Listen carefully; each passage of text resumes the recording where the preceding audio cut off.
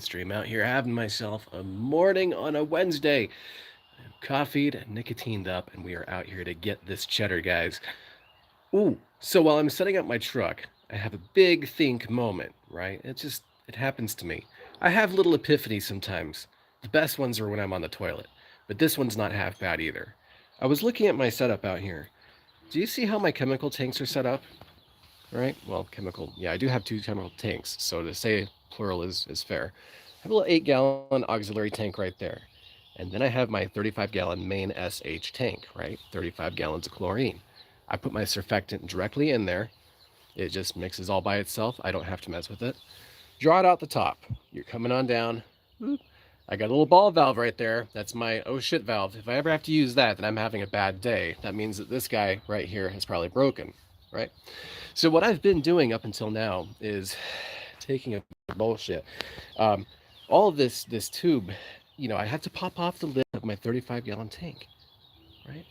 That's kind of difficult to do. Sometimes it gets like stuck on there and stuff. And then I'm guilty. I will admit I have lost the lid on this thing like twice, and I've had to buy new lids. That type of thing always just, I don't know, it makes me feel really bad. Anyways, figured something out this morning. What am I gonna do? Follow me here. Follow me. Follow me. Right? And then you're gonna say, "Oh, Dr. Downstream, why didn't you just do that before?" And I'm gonna say, "Well, I'm doing it now, dude."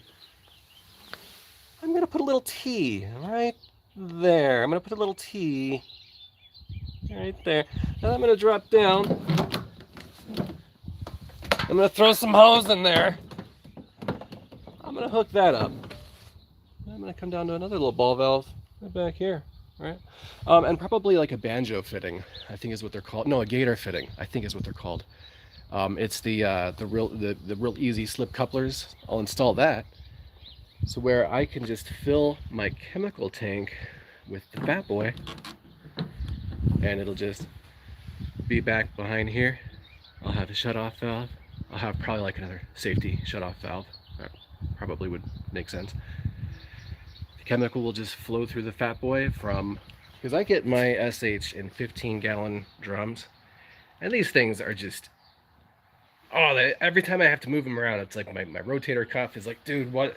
My back is like, oh man, and then my neck is just wrecked for days, right? These things are heavy as shit. I don't want to have to. So what I do, I have a little drop stick, simple as 12-volt pump, but I have been going in through the top, and now I'm going to go in through the bottom. No comments, please. So I got to put this thing back together. My thoughts for this year is I'm going to rebuild my roller pump. It's on my bench right now. I've been meaning to make a video on it. However, for this year at least, I think what I'm going to do is I'm going to slap my fat boy on there.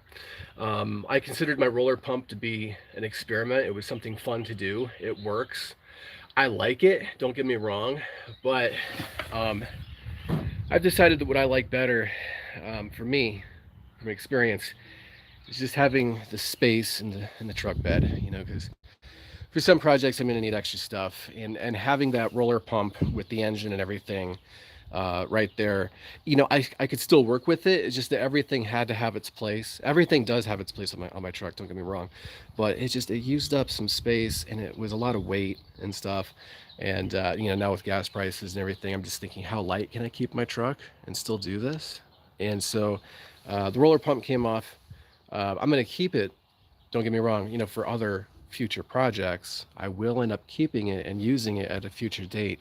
But for 2022, this current year, I do believe I'm just going to go ahead and install my fat boy, like right about up in there. And it'll be wired back to my panel. That's what this guy is all about. That's the explanation for this power box, if you guys have ever seen that on my truck. That controls, my overhead lights so that I can work at night. And that also powers my 12-volt system. And then I've got an auxiliary there as well.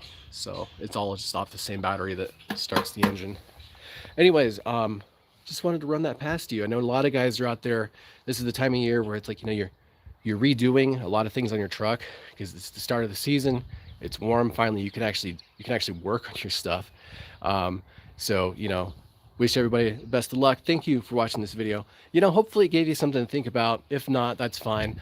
But consider hitting that like button, maybe share it, subscribe, whatever. Hey, and I always appreciate nice comments. So thank y'all. See you next time.